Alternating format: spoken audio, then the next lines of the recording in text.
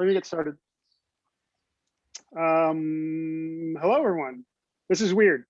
This is Booksellers on Tap, and it's only weird because Kristen and I just bought a bookstore.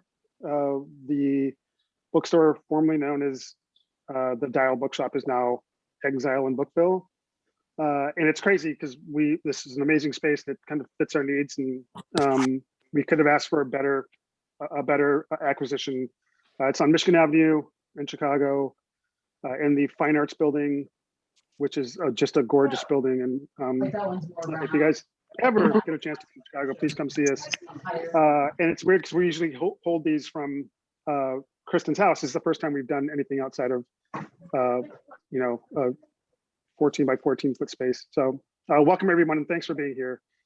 We have a great show tonight. I love these Booksellers on Tap because we get people, get some of my favorite people to talk about books they love and books that they, past, present, future that they love to talk about. And then, sometimes our guesses into what music we're listening to, or, just all sorts of great things. So thanks everyone for showing up tonight. And thanks, someone's got to mute themselves, sorry. Thanks everyone for showing up, and thanks to Nick and Reed and Kate and Erika for being here. More like for nut ones. Thanks for having us.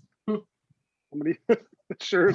So yes, Read Davidson from Harvard Bookstore in Cambridge, Massachusetts. And we have Kate Layte, founder and owner of Paper Cuts Bookshop in the Jamaica Plain neighborhood of Boston, Massachusetts. And hometown hero Erika VanDam, who also founded and owns her own bookstore, RoscoeBooks, in the Roscoe Village neighborhood here in Chicago. Nick Buzanski is the general manager at Books Are Magic in Brooklyn, and will be my co-host tonight. Nick was kind enough to join us from his vacation spot in Northern California. So thanks everyone for taking time out to chat about books and stuff. Let's get right into it. Let's start with Kate Layte. Hello. Tell us a little bit about your store and about yourself. Yeah, so I opened my store in 2014 in Boston after quitting my job working at Little Brown. I see Katie Yeoman on this call. Hi, Katie. She was my original events coordinator and director and helped me do everything when we originally started. And now she's in Kentucky and I miss her so much.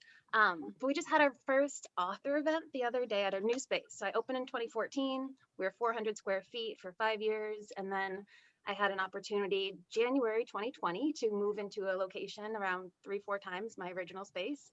And it's right in the middle of Jamaica Plain. It's a gorgeous space. And COVID happened, and that was really hard. Yeah, I think it was stronger toward the bottom. Because everything settled. You can add more water. Someone isn't muted. If anybody, everyone can check their mute buttons, please. Go.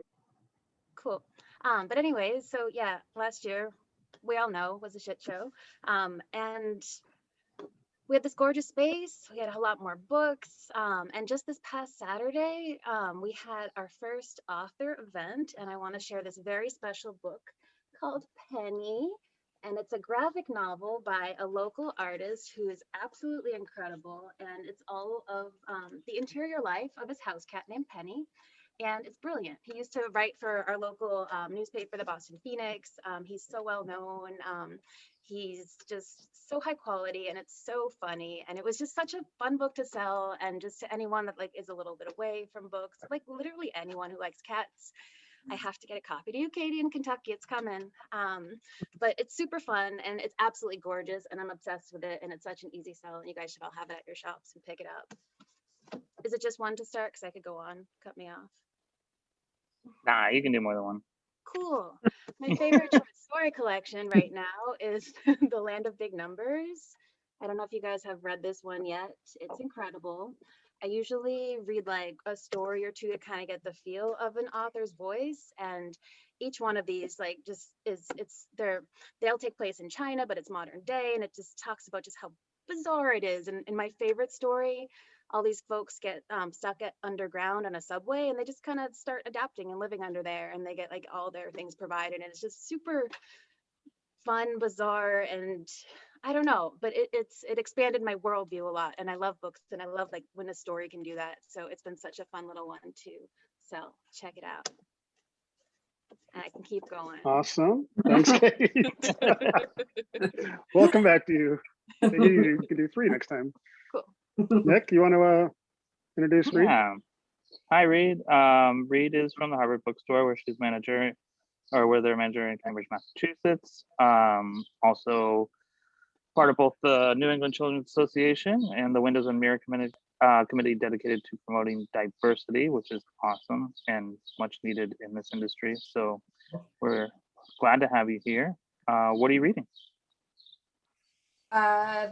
Lots of things. I've actually been on I only have one in my stack of books next to me, but I've been reading a lot of romance novels the past 2 months, I don't know. I was on in a real reading drought for a while, and then read like 10 romance novels in like 2 weeks. But the first book that I have that I was going to talk about is not a romance novel, though there is a romance in it. It's First Become Ashes by K.M. Sparrow, which is follows 4 characters right after the dissolution of a cult. So it switches point of views between the different characters, 3 of whom were a part of the cult with various levels of belief in its core tenets, and then one point of view character is an outsider, and the like sort of central tenet of the religion is that magic exists, and that that some of the members of the cult are basically chosen ones who have to defeat evil and monsters, and so the outsider POV character is like a cosplayer and a nerd who really wants magic to be real, which leads to this. One of the things that I think that the book does best is that whether or not magic is real in the universe of the book kind of depends on which character you're reading, like whose perspective you're reading from. And so as a reader, you're never quite sure how much the magic is real and how much it is just something that members of the cults have been led to believe, and how much the person who really wants to believe in magic is just seeing things. It's really cool. It's a really great effect. Lots of trigger warnings for this book. It really it does deal with the abuse tactics that come along with being a part of a cult, sometimes in pretty graphic detail, but it's written incredibly well. Cam Sparrow is incredibly good at writing a book with really engaging prose and action. So yeah. Who's the publisher for that? Tor.com. Nice. Yeah. They've been doing. I do love a good stuff. cult book. What was it? One more Anyone time? has any good? Can you hold it up again, Reed? Yeah. First Become Ashes. If anyone has any good, I have a slew of cult fiction that I love to read. If anyone has any suggestions out there, please let me know. I've run out. Erika, you're up next. Okay. First of all, I see tell us about your store, obviously, and about yourself, but I noticed that you're drinking an ice cold martini, which is not like you at all. It's Friday.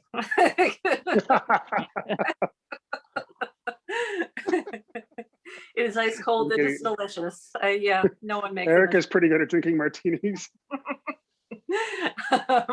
So me, hi, I'm Erika VanDam, and I opened my store, RoscoeBooks, in 2014. So we will be 7 years old in November, which is hard for me to believe sometimes. Yeah, a small store with a small staff. Hi, Greg. One of my booksellers is on here. And yeah,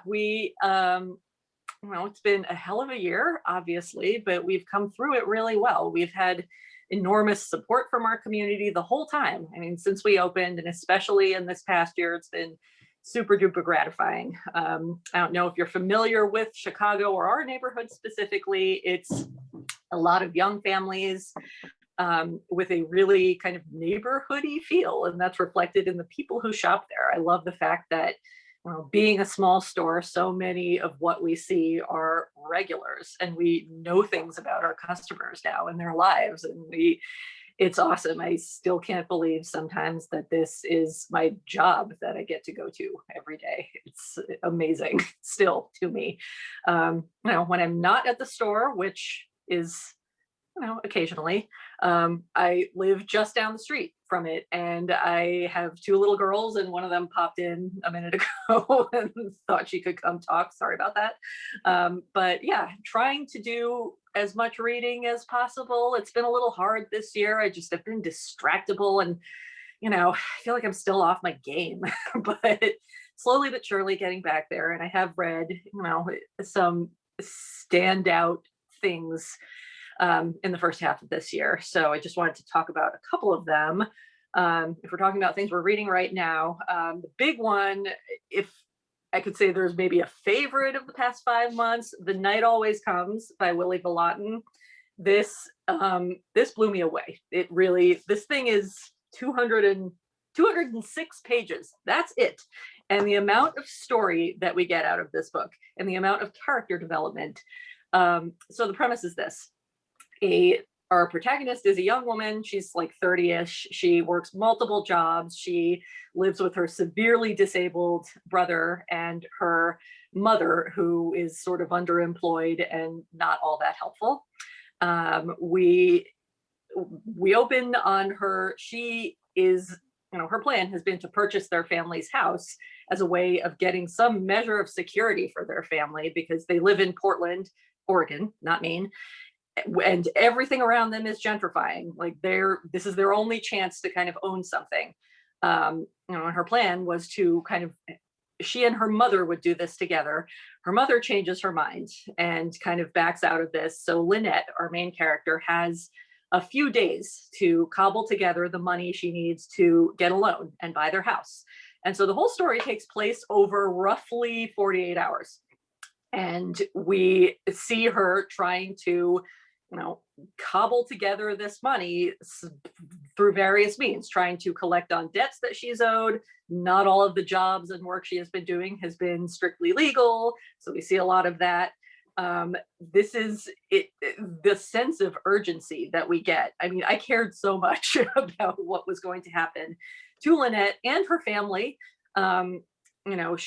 These are beautifully drawn characters that have made mistakes and some terrible choices, but you cannot help but want good things for them. You're dying to know what happens. The tight plotting in here is essential. I mean, in a book of this length with this kind of a structure, it needs to be perfect, and it's pulled off beautifully. This is one I'm going to remember for a long time. Full disclosure, I actually first listened to this as an audiobook through Libro FM, not Audible, obviously. For anyone listening who is not affiliated with a bookstore, do that if you want to listen to an audiobook. And it worked beautifully as an audiobook. I can't say enough good things about this one. This is one that's going to stick with me for a while, I think. Does Willie do the audio voice? He doesn't, no. Oh, because the woman. I mean, that makes sense actually. But the best reading I've ever been to was for Green Apple Books. It was the last reading we did at this bar, and he just literally read postcards to and from his grandma while his bandmate played slide guitar. And he's just the coolest guy in the whole world. Willie is the coolest guy in the whole world. I mean, this made me want to read anything he's ever written and read it all. It's meet incredible. him someday. I loved it. Really did. Yeah.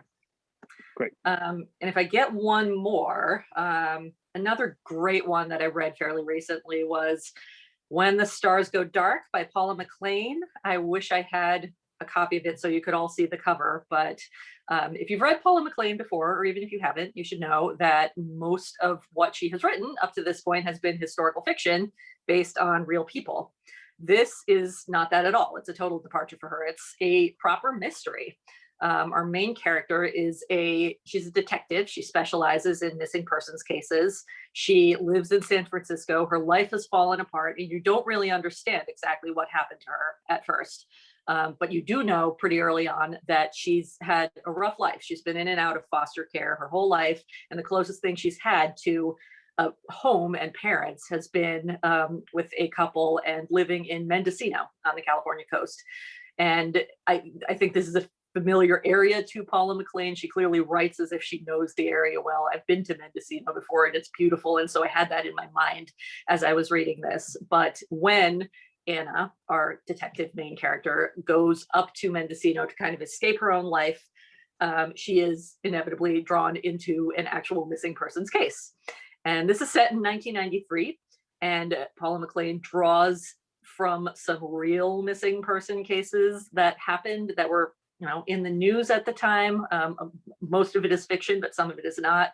If anyone remembers the Polly Klaas thing from the early 90s, I sure do. And that was scary to read about. But, it's a mystery in the sense that we don't know what happened to this missing girl, and we don't know if she is alive or dead, or if she's ever going to be found. But at the same time, it's a kind of unraveling of who Anna is and how she got to this point in her life, and why, much of why she is the way she is, and what sets this apart from, other thrillers or mysteries that I've read is, a strong sense of place, for one thing. I mean, Paula Mclean writes descriptions of the land beautifully, and that's kind of an important part of the book. But also, she really gets into kind of the psychology of victims of these kinds of crimes and the perpetrators, and how these things can happen. And I thought that was really interesting. This is one of those where I tore through the last 100 pages in one sitting because I had to know what happened, and I had to immediately. And it was super satisfying. It's one that I've really enjoyed selling to people. I highly recommend that one. And Paula Mclean herself is a lovely and glamorous and wonderful human being. And I was delighted that her most recent book is so great. So really like that one. I think she lives in, she grew up in Fresno, I think. So she has that, she had her cut her teeth and grew up in Northern California. Yeah. Nick, before you get to Kate, what are you drinking right now? Oh, well, speaking of Northern California, to be fitting, I'm drinking Death and Taxes. It's awesome. From Santa Rosa, California. It's from Moonlight Brewing Company. They born and raised here in Santa Rosa. They've been around for a long time. Started in the hills. One that you don't find many places, but whenever I'm back, I always get a Death and Taxes. It's a nice dark black beer, not too anything. It's just normal. Great, good flavor. Nice. It's also what is cooking under my ribs in the oven right now. So. Yum. Awesome. Look at you. Yeah. Do you want to tell us about a book that Yeah, let me tell you you're about a book excited because or have been excited or we were talking about how hard it has been to read. I've had that same thing. I usually read really short fiction. So this actually came out earlier this year from Penguin. It's a Roberto Bolaño from Penguin. They're 3 novellas. I read it on the plane. It was awesome because they were really 3 different books. But it was like a lot of his stuff. I love his shorter work because it's definitely about finding books, like everything's like stumbling across this person. You don't know if they're real or not because it's always like in a weird place in Mexico. But it was great. And it was good to see. Sometimes when they keep publishing stuff by someone who's been long gone, you're just like, another one. But, his shorter work, I'm always excited when they put it out. So that was a good plane read. And I very much enjoyed it. Okay. Do you have any other recommendations? I have plenty. So the next one that caught my eye is A Negative Space do you guys know about this one? Oh my God. It's blowing my mind. So I have a wonderful good. rep. It's fantastic. Yeah, And she's great. yeah. So it's a biography about Lily's father, who was a really fascinating and really prolific artist. And she he passed away when she was young. So she's trying to like go through his art and like tell this story. And it's got these, this is one of my favorite pages. And I love like the pacing of the story is incredible. So like this is a work where like her father like had a photocopy of a bird wing and then has this really intricately done woman who I forget if this is her mother or another of his many girlfriends. So he's this complicated person, and so is her mother, and so is herself. And I think I just read Girlhood by Melissa Phebos, and that one just blew my mind completely. And so I was like, what could possibly live up to this? And then Jeff Waxman sends me a copy of this. So I'm totally enthralled. I can't wait to push it into my readers' hands. My neighborhood's a really artsy community too, so I really feel like it's a book that's going to speak to artists. It's a book that's going to kind of speak to legacy, what it all means, and why we create. And it's just really blown my mind, and I'm thoroughly enjoying it. So glad it's on your radar too, Nick. Yeah. No, we did her release party. She's Oh, cool. she's in New York, and it's amazing. It's such a great book, and we should have that hopefully up soon. We're a little behind on putting up our events, but it was a great talk, and she's amazing. And that book was just like so cool. Yeah. It's so exciting to like find something so fresh and awesome. Also, I found it before Jeff Waxman, just so everybody knows. On my radar, way on my radar before he's a rep. Just saying. Put it out there. Don't get his ego any higher than it already is. Do you guys know this one? This was another. Oh. Yeah, another Waxman gift. And it just came out. And it's this weird little poetry collection that's also a meditation on a lot of things. And I've only just really dipped into it, but it's got blurbs by Michelle T, who's my favorite, and also Tegan Quinn from Tegan and Sarah. And I don't know, I feel like I love all these like weird little books that are kind of like, I don't know if I want to make a separate section for them. It's not poetry, it's not prose. It's like, I don't know. I wonder if you guys have any like different sections, or if you're thinking about having like weird different sections for like unclassifiable books, and how you guys feel about that. I messed around with that. I messed around that at Book Culture, but we had a really big store, so it's like easy to like move space around. I like this. I feel like books. Yeah, I mean, I feel like if it's speaking to enough of like the staff and yourself, that it'll speak to the customers, because you're stoked on it. So, I say you always make the store like do what you want it to do, and if you have a collection of books that are spread throughout many different sections, just because that's how they're classified, and you want to get them all, like I made like a creative nonfiction section, just because like, Rebecca Solnit or something was like in 15 different places, or like Joan Didion, and you're like, just bring it all together. James Baldwin, like bring it all together. Make sure it's all in one place. I once drew a map of all of the different places Rebecca Solnit is shelved in our store, because every single time someone's like, where's your Rebecca Solnit? I'm like, do you have time for me to list 15 different sections for you?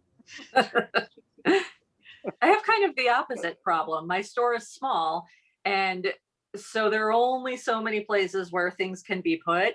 And now that I'm trying to train 2 new people and explain the way the store is laid out to them, I realize I must sound ridiculous when I'm explaining certain things. Like, yeah, this is one of those books that like could be in business, or it could be in self-help. And if in doubt, just check our system. We sort of, if the publisher thinks it's this, it should be here.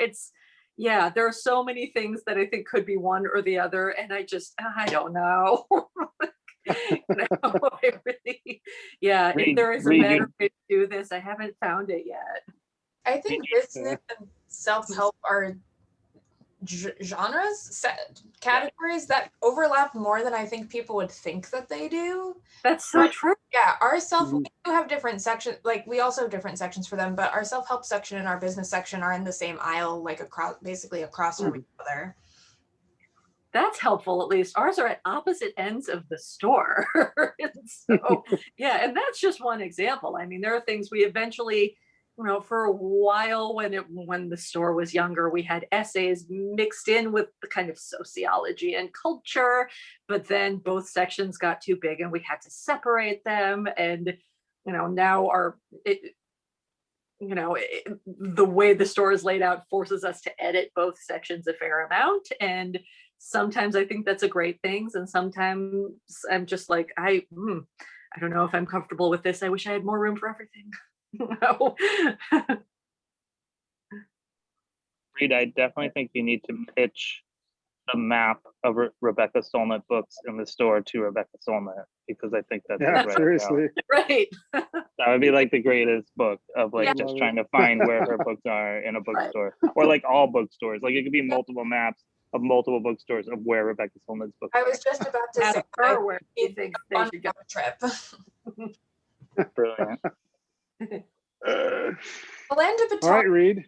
I will talk No, good, good. I will talk about the books I picked now. I was just going to say Elaine de Botton, I think, also fits in that same category of Oh yeah, for sure. different places.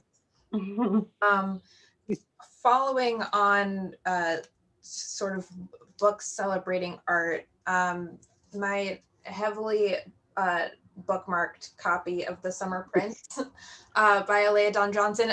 This was I used this in a paper in college, which is why it has so many. I was like, man, you know how to make notes in your margins and also know where they are again. Yeah, I do bookmark stuff. I do bookmark things in like my personal reading and underline things in my personal reading, but not quite to this extent. But it's quasi-dystopian post-apocalyptic novel. It's a YA novel. I can't remember if I said that. Set in a vertical city in Brazil, and sort of the post-apocalyptic society that has sort of evolved has a matriarchal power structure, and they pick a summer prince. I don't remember on what cycle. It's been a little while since I have read it. That is basically like a symbolic. It's not actually like a leader. Is symbolically sacrificed as a part of sort of the history of the culture that has come to be. So the book follows mainly one character who sort of befriends the person who is picked to be the summer prince, and the main character is basically a graffiti artist, and so like is fairly privileged within society, but also has like a activist streak in her and sort of like a disruptive like artist streak in her. So a lot of the book is about sort of using art as a form of activism. I think as far as sort of like dystopic post-apocalyptic type stories, one of the things that like are set in our Earth, one of the things I feel like I'm always missing is some like connection to the past, and the like world of Palmares Tres is the name of the city that the sort of book is set in, and one of the things I love about it most as a setting is that it very much is rooted in sort of art, music, and cultural history of Brazil, and like Afro-Brazilian culture, and that's like a really strong element of the world and the plot. And so I used this book in a paper about depictions of race and disability in young adult dystopian novels. And this book serves as a really strong counterpoint to, I think, a lot of trends in other books of that same general genre, and does, I think, a lot of things really strongly that many others don't. So yeah, that's my second one. I don't know if I still have the paper in my head, but I think that if I got drunk enough, someone asked me enough questions, I could probably come up with it. That's awesome. Speaking of which, are you having a drink tonight? You don't have to. There's no peer pressure here. This is a safe space. Yeah, I made a double corpse survivor, since I knew I wouldn't be able to make a second in the middle. Awesome. Oh no, you misunderstood. You can definitely make another one in the middle. You have to get up to make another drink. Exactly. It's encouraged. Yeah, I'm sorry that I didn't ask before. I just didn't see you drink. I Oh apologize. no, that's fair. I had to. No, that's my bad. 100%. I'm with Amanda. It's a double what? Corpse survivor. So it's Okay. I don't know. It's a classic cocktail. I couldn't date it. It's like it's in the like sort of hangover cure genre of cocktail. You're having one right now. That's awesome. What's in it? Gin, Yeah. lemon juice, Lillet Blanc, and then you rinse the glass with absinthe. Wow, that is fancy. I started setting up a bar in my home basically during the pandemic. Yes. Beautifully during the pandemic. Yeah. We all have on various levels. Yeah, I'm not really a social person, but I would go out. I like went out for drinks just by myself. Like I would just go out. I like was a local at a bar near my house, and I would just go. I would like it was like in between work and my house, which is in walking. Like I'm in walking distance to my store, so I would like a lot of nights on as I was walking home, just like duck into the bar. And that was like most of my socializing was not with other people that like I was friends with, but with the bartenders. Exactly. Well, Winter Institute 2022 is going to be awesome. Yeah. It is. Cincinnati, here we come. I love Is it going to be Cincinnati again?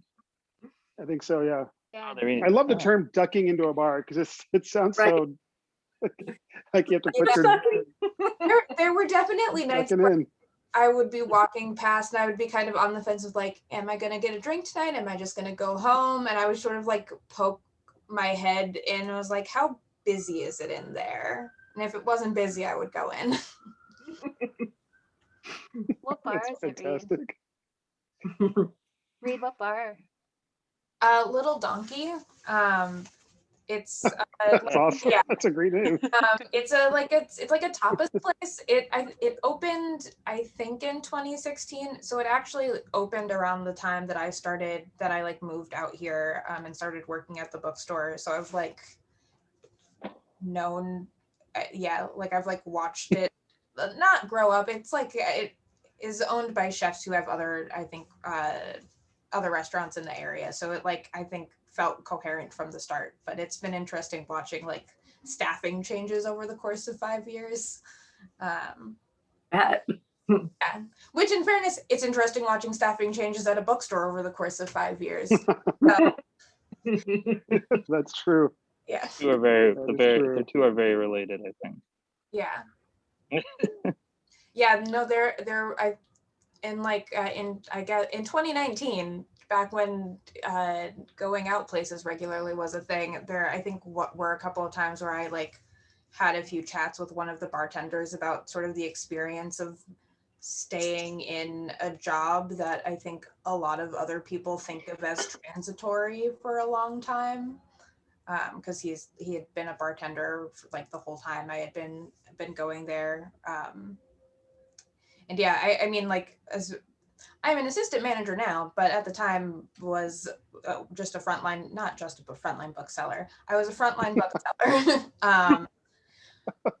But I think that a lot of like having watched staff change over the course of 5 years as I stayed in the bookseller position, though I became sort of a shift supervisor eventually, of like seeing people transition out. And I mean like going on to get jobs that pay better, which fair. It was like clear that a lot of people like thought of it as like, this is a thing I'm going to do for a year or two. And I mean, I think when I started, I kind of also thought that, mostly because I had once upon a dream of going back to school, to grad school to become a librarian. And then after a little bit of working as a bookseller, I was like, why would I go more into debt to talk to people about books when I'm already doing that? You're actually right. Yeah. So They don't tell you that in library school. yeah. Well, maybe they do, but you already paid the money, so they don't care. Right. No, exactly. But yeah. Anyway, I missed being able to go into bars, and so I started making drinks from home when I couldn't anymore. Nice. It's a valuable thing. In Chicago, what a lot of bars and restaurants did during like the high pandemic was start selling off their bottles of rare and good, delicious stuff to, because they couldn't actually be open. And that was an amazing way to get some really premium brown liquor. My bar cart is glorious right now as a result. So, if any bars in your neighborhood are still doing that, worth checking out, I think. Take advantage, yeah. And that, that to-go aspect, getting your cocktail to go, or like everything in one, like a paper bag with your That mixer, too. yeah, Yeah. that was pretty fun. Erika, Yeah, do you have another recommendation for us? Me? I'm sorry, you cut out for a second. Oh, yeah. Oh, sorry. Yeah. Yeah, let's see. So I'm thinking of, I'm another, like Kate, I had a long list of things that I could potentially talk about tonight. And I had like my list, and then I had my backup books. And I was just thinking about things. I want to talk about something that so historical fiction is not a thing that I normally read all that much of. But one of my favorite books from the past several years has been a historical fiction book that I never thought I would even enjoy. So The Last Days of Night by Graham Moore, I kind of read only because the author happened to be coming to town a few years ago, and the publisher was doing a dinner for him, and it was described to me and was like, yes, it's a legal thriller set in Gilded Age New York about the War of the Currents. And I was like, oh my God, boring, but I should read this because right, with Tesla, that's so true. So it was like, well, chance to meet the author, like I should read some of it so I know, whatever. So I sat down to read some of it, and I read the first 90 pages in one sitting because it was riveting. So Graham Moore, he's a screenwriter. He wrote The Imitation Game. And so he knows how to Didn't he win an Oscar for that? Well, yes, and he did. And so The Last Days of Night, this is about the War of the Currents. So basically the kind of legal battle between George Westinghouse and Thomas Edison to supply the country with electric light in the last half of the 19th century. And it is written as though it could be a movie, like the way that the pacing works and the way the characters come in and out. It is fascinating. These are things that I never thought I would enjoy, but this is the kind of thing that you could give to somebody who enjoys books, like anyone who enjoys historical fiction, anyone who wants kind of a legal caper kind of a book. Obviously there are a whole lot of real people featured in this book. I mean, Tesla is the eccentric genius that is written in such a fascinating, cool way. Alexander Graham Bell makes an appearance towards the end of the book, which is great because he's like this elder statesman and that kind of, that everyone looks up to. It was great. And I was like, I can't believe how much I enjoyed this. And I love selling it to people for that reason. I pitched it to our store's fiction book club, which I lead. And I was like, man, I hope they all like it. And this is one, I mean, they're a tough crowd. I mean, it is pretty rare that everybody enjoys, or at least like is happy to have read the book. And this was one of those rare cases where everyone was like, yeah, this was great, really like selling this one to people. It has a bit of everything. Exactly. It's, I think there are a lot of different people who could enjoy reading this book. Highly recommend it. And it's, one that it's kind of become a go-to of mine over the years, I must say. I did enjoy that book a lot. And he was really cool. I was at that same dinner with you, I think. Yeah. I think I gave you a ride to a red line stop that night because I wasn't drinking. Yes. I was newly pregnant, but wasn't telling anybody yet. Anyway. Oh, yeah. It was like, Just rolled Javier out onto the really street. fun dinner. And like, He hey, this is doesn't as far as drive. you go, buddy. Hopefully I see you tomorrow. we've all been there with Javier. Be safe. Exactly. Where the Uber Oh, driver you're gonna be won't with me pick you up. Like, sorry, I'm not letting that guy in here. Oh, it's Speaking of funny. Javier, It's have funny you had because time? it's true. Have you had What's time that? to read anything, Javier? No, I have not. Yeah. I'm reading the new Dan Sean. Oh, how's that? Anybody read Dan Sean? Is that how you say No. his name? Choan? Yeah. I had no idea. Sean, Sean. okay, noted. Dan Sean. Like Yes. Shay Have you guys Young. read him before at all? I know. Yeah. I haven't. Yeah. He's one of my favorite writers. I mean, I first met him when Among the Missing, had dinner with him when Among the Missing came out. God, in like while ago. 2009 or something. Yeah. Yeah. A dinner, short story collections, National Book Award finalist.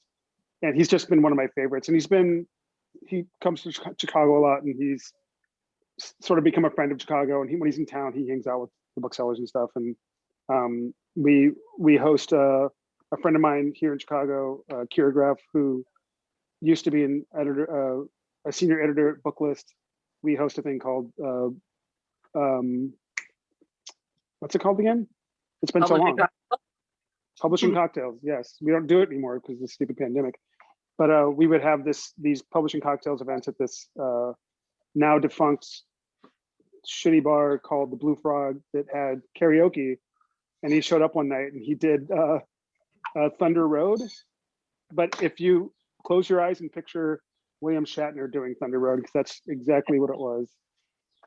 Just a little drunk. But his new book is amazing. It's called Sleepwalker. It comes out a year from now. It's from Holt. He's been jumping around. He's the master of like questioning what we all think about identity. And it's not become a trope for him. He makes it different every time. And I just love his writing. And it's, this one it's got a little bit of funny edge to it, but which I've never seen from him before, but he's handling it well. And I just tearing through it. Yeah, I guess, I'm reading a memoir from Holt as well that comes out later this year. I don't know the name of it, but it's really good. I'm not helping at all. I don't think. Are they funding your bookstore? Is Henry Holt funding your bookstore? What's that? Holt, exactly. That's Sounds hilarious. Back? That's okay. Actually, That is Javier, okay. Oh, these yes, two that's right. I was trying to Nice. find things on my shelf to talk about, and then I was like, Javier's already blurbed these. So can you tell me about them, Javier, instead? Yes, and the funny thing about Dear Miss Metropolitan is that, so I when they sent me the ARC, it was literally this big. It was huge. Oh, they kept doing that. Like, Oh, yeah, so it was brutal. gigantic. And the, They're literally the sending, font like, was the- like, yeah, it was like the regular page, but it was on full 8.5 by 11 exactly. pages. And you're like, But what? I know, and like the page breaks are weird, and there it was just it's like they weren't supposed to send that out. But it was funny. I picked it up and I just turned to a page, and guess whose name is on the top of the page I turned to? It was like 280. It was Dan Sean, and he's a character in the book. And so,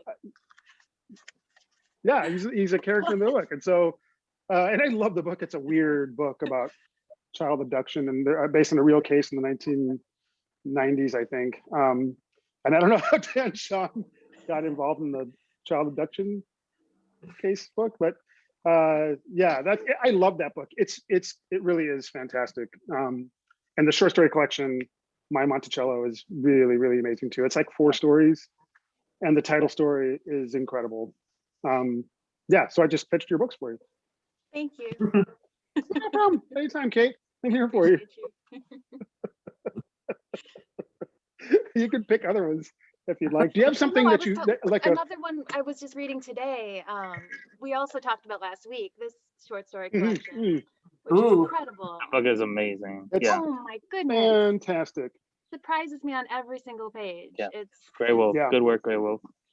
yeah, I Oh, love yeah. Grey Wolf. They're magical. You know what I wanted? I wanted more illustrations, because there were a few illustrations in there, I right? Yeah, like there's a handful, but I want Like- more. Like there's the illustration where she's on where they go to the convention and she's got her samurai sword and she's in the subway and she chops someone's limb off. Yeah, I wanted more of the illustrations. They're really good. But she's, yeah, yeah, There you go. they're awesome. Oh, Yeah, I think more pictures in adult books would help all of us. I totally agree. And Break it up a little bit. So Kate, real quick, I don't think we know what you're drinking. oh, what- it's a little embarrassing, and you guys are so fancy, and I have No. no bar. Is that a Long Island iced tea? I wish. That's That'd be awesome. Me too. no. I'm drinking Fresca because I was gonna say that when you mentioned Fresco, but it's not related, and vodka that's like infused with grapefruit, so it's like a super grapefruit drink. So that's That all. sounds awesome. awesomely collegiate. I'm behind. And Thanks, it sounds Greg. refreshing. It is. Yeah. That is my new summer drink for All sure. right. All right. Check it out. Amanda, are you drinking a White Claw? No, too much coffee, Kahlua, and Oh cream. God, White Claw. But dreaming of a White Claw, I'm sure. It's like, what is a White Claw, by the way? I have no idea what a White Claw is. Oh, come on, old man, you know. Yeah. Grown Don't up. Yeah, pretend. exactly. Seltzer? Exactly, old man. Terrifying. Is it? It's It's just a I'm seltzer. spiked stuck in my seltzer. ways. Spike Yes. seltzer. I accidentally bought some because it was on sale and it's terrible. It's the worst. It sounds awful. I Yeah. It really heard there's does. There's a Just when you thought you could drink spiked seltzer during the day, they made it taste like shit. I know. You're I like, heard no, that this is seltzer. And then you're like, but I can't drink it. It's disgusting. it's terrible. I heard that they're working on like a new like THC seltzer though, and that's gonna be hitting the market soon. So Oh, watch out, world. And no shit. okay. Yeah. It's gonna change everything. Just Just gonna pour put it into liquor my on iced tea business. cup and Anybody got any more books to talk about? I know you guys I got have one lots. more, I got one more if somebody is Sure, you go. gonna Nick. jump in. Do your thing. Actually, sorry, I got two more. Oh, sure. One from Milkweed, the new Margaret Yeah. Rinkel. Oh, yeah. Last and other essays. It's so good. I mean, Late Migrations was like one of my favorite books of whatever year that was that it came out that I can't remember. I want to say it wasn't last year. It was probably like the end of 2019 in her. But Mhm. God, she's just, her writing is amazing. And yeah. And then I just started this. This was a whim of that was going to be a plane read if I liked it. You know, one of those where you're like, how many books should I take on the plane? 6-hour flight, and I threw it in there just because it had a great title. It's coming out from FSG. What is it? It's David Hoon Kim. It's called Paris is a Party, Paris is a Ghost, and comes out in August, and it is fantastic. It's a couple different stories, all based kind of around being the main-ish character is a Japanese-born but adopted Danish student of translation who's living in Paris, who just kind of has these chance encounters with other Asian people who all think that obviously he speaks Korean or, you know, Japanese and all this other stuff. And so, sorry if you guys hear the dog fight. I'm not used to that out here. Much meaner. This one's kind of nice, but in Brooklyn they're meaner.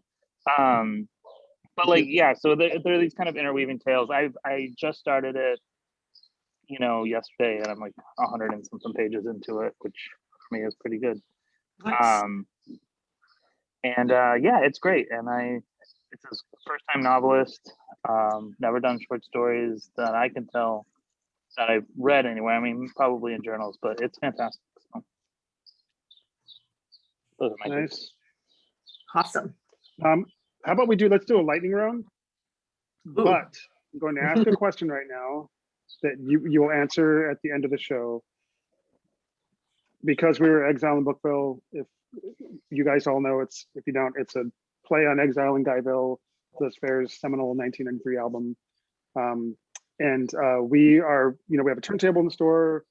We play vinyl. I grew up working for Tower Records, so books and music have always been intertwined for me. So I'm going to ask you, this is going to tell a lot about everyone here. I know what Nick's answer is, but what was your first concert that you went to by yourself and paid for by yourself? So let's do a lightning round and then we'll answer that question. You guys can think about it. And don't be embarrassed. I mean, we'll probably laugh at you, but don't be embarrassed. We're all friends here. I'm embarrassed, but I'll start. Matchbox 20. Ah! And my Oh my God, please don't tell me it was a reunion tour. no, not cool at all. And you went by yourself? I think that was the first one I was like I would go dropped with off with like you. a boyfriend in high school. Oh, right, I don't know like if I bought meet the up. ticket. Oh, He might have okay. bought it. But yeah, then Meet he up. came out a few years later. So Oh my God. I was trying to go see the How Allman was Brothers the with a show? senior. My parents That didn't was like all the let times I went to the Lilith fair with women. I don't know why it didn't work out. me. Good music though, good music for sure. Yeah, you gave it a shot. All right, Kate, lightning round Wait, more for than a couple that? books. Like, did you like Books. three? You have any books left? Do like 2 or 3, real quick. Faster. Kids books right here. It's Yeah. amazing. Okay, I'm glad people talk about kids' books. So good. Yeah. Also, and it's like, have you been a flower before? And this one I read recently, and I know it got lots of buzz, but it's incredible. I loved it. It's an easy hand sell, not too long, but it's sweeping and wonderful. And another old favorite, not that old, just came out last year, Matilda. Bernstein Sycamore's Freezer Door is remarkable. Read Matilda. She's amazing. Enough. If you have one more, that'd be going. okay. Yeah. Oh yeah. How about I one just- more? I Close just it started out. this one. It's a new one from Milkweed. Yeah, and just I feel like another genre bending, beautiful Mhm. art So and good. words at once. Milkweed can't. You're so well prepared with the actual copies of the books. It's the only way I think is having the books in my hand. So Yeah, same here. Who wants to go next? Who's next? Read? Read? Lightning round? Yeah. First concert? To And answer first the concert? concert question, I didn't even really have my parents take me to concerts. So my first concert is also my second concert, is also my only 2 concerts. And I actually What? Whoa. with friends. I don't know. I didn't I don't know. I enjoy listening to music, but going out to concerts was never something that I felt. I don't really like crowds and loud sounds. I think that's part of it. Well, crowds, they're the worst. But Hosier, I went with friends to Hosier, and we drove out when he was in Albany a couple years ago, and then he ended up playing in Boston, and so then we all did a reprise and went to same group of us went when he was in Boston. So That is so fascinating that you've only been to 2 concerts. yeah, I mean, That's crazy. yeah, I've been to like musical events, I guess, but not that were like a concert for a band, and those were mostly when I was living back home as like a teenager. Did Matchbox 20 open for them? I'm not Did even you see gonna Kate say- there? Do you know who opened for them? Do you want to know who opened for them? Oh, please tell me. Please. Lifehouse. Remember Lifehouse? Yes.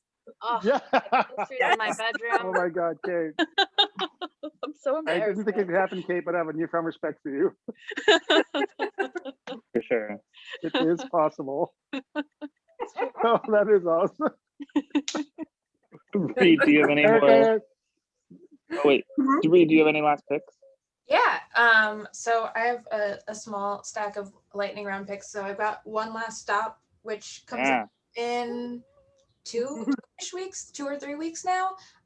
Pre-order your copy through Books of Magic now. She's personalizing, and we already have 1,400 personalization. awesome. Wow. Amazing. Dang. Brag. Next week while I'm gone. Nice. Fun, queer, magical, so fitting for Books Are Magic. Also lots of good music as a through line throughout the whole book. So And then for a junior reader pick, I've got Jojo Mccoons and the Used to Be Best Friend, which has the world's most judgmental 7-year-old in it. And I was laughing the entire time. I don't like, so I think there's something so distinctive about Jojo's voice. It like took me like 2 or 3 pages to get into it, and then I was into it and I was like, oh, you're just a lot of fun. It's like the type of kid that if they came into your store wouldn't stop talking and would have you like with stitches in your side within like 2 minutes. Like that strong, good 7-year-old energy. So Awesome. Love it.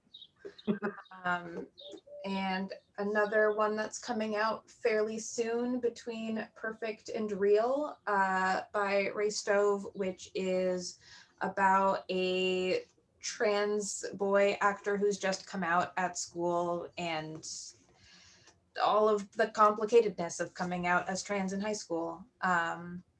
Yeah. Also, I'm gonna put Miel Moreland on the spot, who is in attendance right now, because she has a book coming out soon. I think also in like a week. If it's Really? come out, because I don't know what what calendars are anymore. Called It Goes Like This, which is about a former queer pop band who were together as teens, and then the band broke up and they get back together for a benefit concert. So great and fun and about music and concert at the center of it. I should have led with that before One Last Stop. And really good for people who are just enjoy fandoms as a concept. Nice. Awesome. Thank you. Are you guys okay? We're going to go over a little bit. Yeah. Didn't know there was a time limit. I don't want to keep anyone from anything, but Erika, I think you're up next. My first concert that I went to by myself and like paid for with my own money. Mm-hmm. It was Fish. Yep. You it was win. Fish. I went, yep. You win tonight. I went with my sister. My mom dropped us off. And this was back in the day. This was at the Worcester Centrum, Kate and Reed. I know it well. Yep. I was dropped off, and this was when you could smoke inside. And, you know, it's Fish. So people were smoking things that were not, you know, cigarettes. And we got contact highs. And then we were picked up at the end of the show, and we were laughing a lot and talking about how hungry we were. And my mom was just like, yep. Should have known. Fish. So yeah, it was so fun though. I think Amanda wants to know, how many times were you a Fish follower? Was that your first and only Fish? I wasn't one of those who like followed them around a different city. I was a teenager. I couldn't do that. But no, it was not my only Fish concert. I enjoyed their music, still do. Yeah, it's ridiculous. Like I was 15, my sister was 12, free range parenting. Wow. Dropped off and picked up. I think I still have the t-shirt somewhere. It was awesome. Yeah, first concert, good memories. Yep. Fantastic. And if I'm thinking of more books, I was thinking about, since you said books from the past, present, and future, I was thinking of things I'm especially excited about. So when I found out that Claire Bay Watkins had something new coming out this fall, I like shrieked audibly, like by myself in the bookstore. It was dorky. I had no one to talk to about it. And then I, asked our wonderful Penguin rep, I was like, the minute that you get a copy of this, the minute you have to give it to me. So I don't know if you've read her before. Her last novel, Gold Fame Citrus, was one of my favorite books I read that year. And her writing is just so bold, and her word choice, and I don't know, in reading it, I just thought that this is a person who was put on this earth to write things. And then I read her short story collection, which was actually her first book, and I thought that was maybe even more wonderful. So I'm very excited about this one. Seems like it's based somewhat on her own life and own experiences, though it is fiction. It's about a writer named Claire, who is a young mom who leaves her husband and kid for a speaking engagement that happens to be in her hometown and goes down a rabbit hole of her past. And I cannot wait to read it. I am so excited. So yes, that is a thing that I am looking forward to. Yeah, there are so many things I'm excited about for this fall and beyond. I just have to get back into a rhythm of reading things a little more regularly. It's been a strange and distractible year. And I'm only kind of, every time I think of getting back to like reading the volume that I used to, I just, fall behind again. So any tips? I'm just on the Bay Watkins. I loved Battleborn. It was, I keep doing that. It's fantastic. I mean, it's a short story collection. I didn't like the novel all that much because I was so blown away when I read Battleborn. And she does write about her life a lot. I think that her dad, who she never really knew, was Tex Watkins, who was one of Manson's cult. Yeah. Yeah. So the last story is about him, or the first story is about him. One of the first of the last, but he was a guy that he looked young, and so he'd go to high schools and recruit young women. And that story about her father is really heartbreaking, but it's one of my favorite short story collections, and I'm looking forward to that her new book. So yeah. Nick, remind me, what was your first concert? Oh yeah, hers was Fish. First, okay, so are we talking at a venue, or are we talking? I actually want to talk. I think I've mentioned different concerts that I've been to before. Maybe the first one that I went to that was like in a concert venue was REM. But now I was thinking, and this is just because it's last year was so hard and my friend lost his dad. But I was thinking of this time that we decided to take. I had just quit a job, and my friends were coming through from Portland and Idaho on a road trip, and they came into San Francisco to see me. And I was like, I just left my job, I just left my job, so we're gonna drive to San Luis Obispo, where his dad and his wife lived. And all of a sudden they were like, oh, and also Willie Nelson's playing today. Oh wow! And I was like, what? And they're like, yeah, we got tickets for Willie Nelson, and we had to drive like outside of San Luis Obispo like forever, like to this bar that was in the middle of nowhere where all these bikers went, and it literally had like saloon doors and everything, and they had set up this backstage like outside area where like just Willie Nelson played for like 2.5, 3 hours. It was amazing. So I was just thinking, wow, that's incredible. That's super cool. Yeah. But so that's what I was gonna say. And then I don't have any lightning rounds because I used all the books I brought so far on the trip, and I'm probably gonna have to go to a local bookstore to buy more because I've been reading more than I thought on this trip. It's not a bad thing. It's not. No, so. Not a bad thing at all. Well, thank you guys, and thanks everyone for tuning in tonight. My first concert that I went to was by myself, and I bought the ticket for my young lady friend. It was Cameo and Sky Word Up. You know the song Word Up? Nick, what I'm talking about. Unfortunately I know, but yeah. Yeah, you do. And it's Sky, the Matchbox 20 of our age. Exactly. Yeah, exactly. Slightly different, and but not off. Sky with two eyes. So that was my first Wait, concert. Sky played? Yeah, they opened for Cameo. That's crazy. Awesome. It was magical. It really was. That was fantastic. Stick around, you guys, for just a few seconds after, so we can decompress a little bit. Thanks everyone for showing up, for tuning in, and just really quick for this recording, for the people that were not smart enough to show up for this, can you tell them where to buy books from your store? Like what's the best way to, obviously through your website, but just give your website information. Kate. Yeah, for me, they can buy books at papercutsjp.com. Read. Yeah, to buy books from Harvard Bookstore, you can go to harvard.com. .com, not .edu. Those are different books. Erika. Buy books from RoscoeBooks.com. Go to RoscoeBooks.com. That's ROSCOE books. You practice that. That's awesome. How about you, Nick? Even though you're off. How long are you gone for? I fly back next Saturday, so I got another week still. Damn. It's nice. Yeah, I haven't had a vacation in a year and a half, so sorry about the airplanes. My parents live near the airport. That's okay. Yeah, but booksairemagic.net. That's NET as in net. I don't know. Yeah. All right. I hope you guys had a good time and it was worth your while. It was really good to meet you, Read, and see you, Kate and Erika. For sure. You guys are great. Yeah, Pretty well, good to see you too. yeah, I suppose. We talk too much.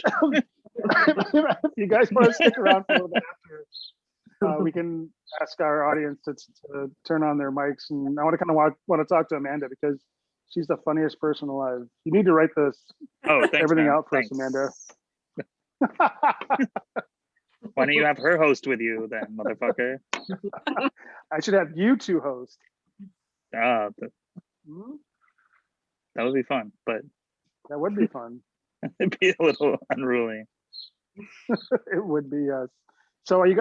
We just talked about Winter Institute.